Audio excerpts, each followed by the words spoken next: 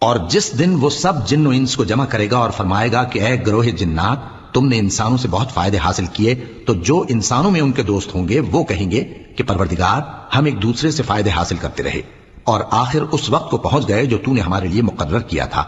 اللہ فرمائے گا اب تمہارا ٹھکانہ دوزخ ہے، ہمیشہ اس میں جلتے رہو گے مگر جو اللہ چاہے، بے شک تمہارا پروردگار دانا ہے، خبردار ہے۔ اور اسی طرح ہم ظالموں کو ان کے اعمال کے سبب جو وہ کرتے تھے ایک دوسرے کے قریب کر دیں گے۔ اے جنوں اور انسانوں کی جماعت، کیا تمہارے پاس تمہیں میں سے پیغمبر نہیں آتے رہے جو میری آیتیں تم کو پڑھ پڑھ کر سناتے اور تمہارے اس دن کے سامنے موجود ہونے سے ڈراتے تھے؟